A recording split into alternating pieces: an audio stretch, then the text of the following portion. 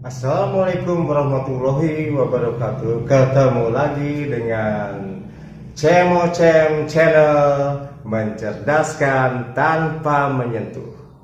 Pada kesempatan ini saya akan menjelaskan sifat koligatif larutan yang pertama, yaitu penurunan tekanan uap larutan.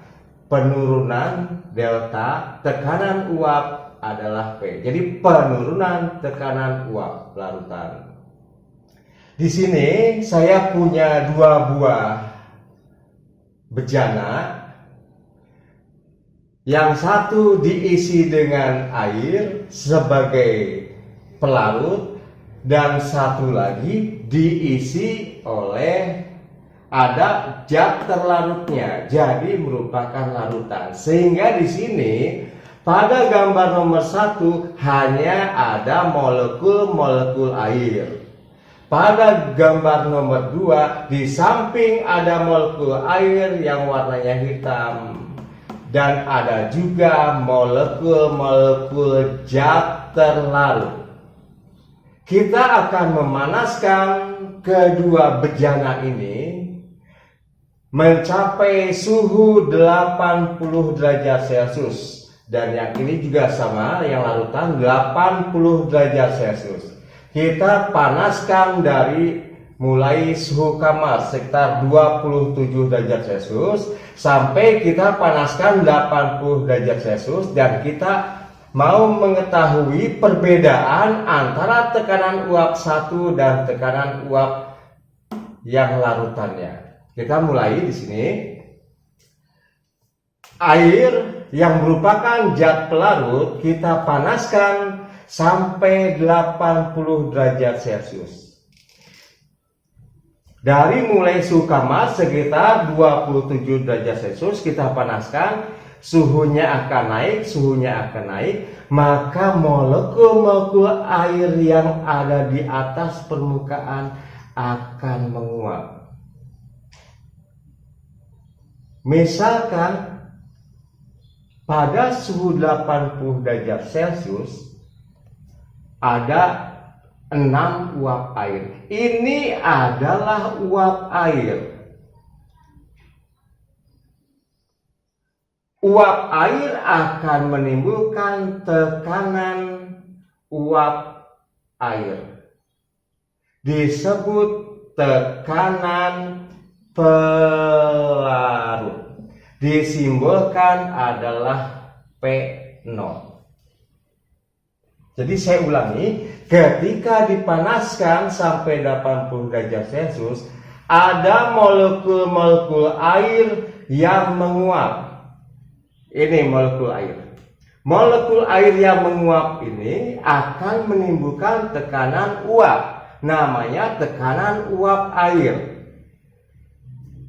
Karena air adalah pelarut, maka disebut tekanan pelarut. Tekanan pelarut disimbolkan dengan huruf P.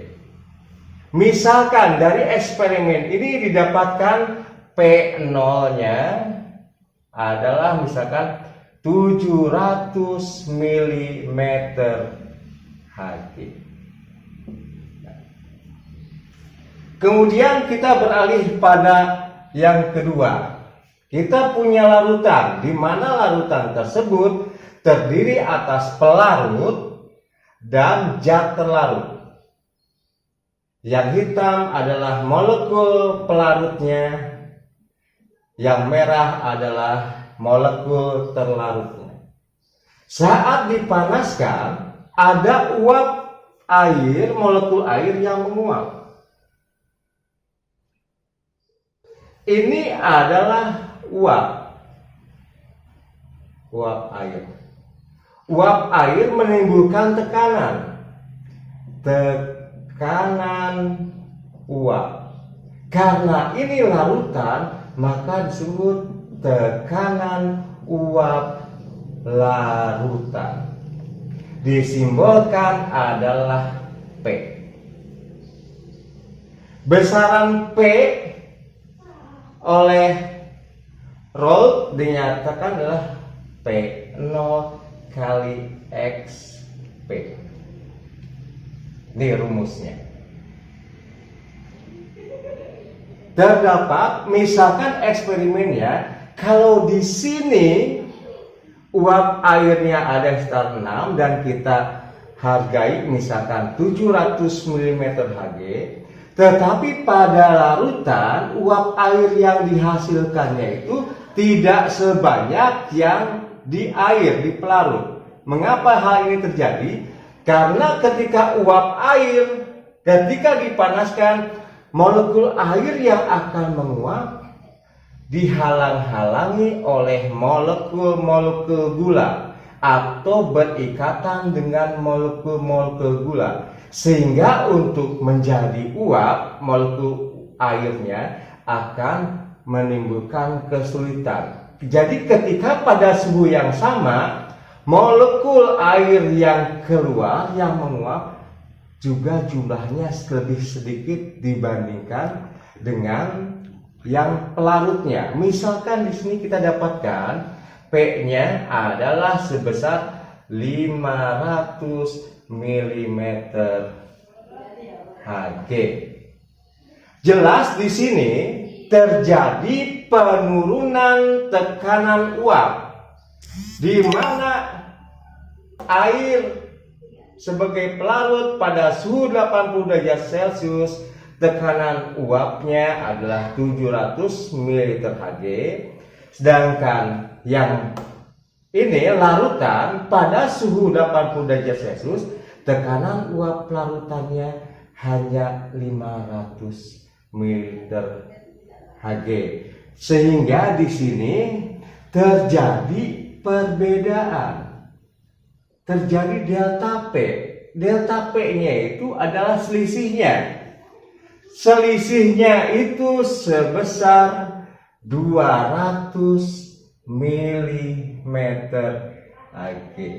Didapatkan dari 700 dikurangi 500 mm Hg. 700-nya milik P0, 500-nya milik P. Inilah rumusnya.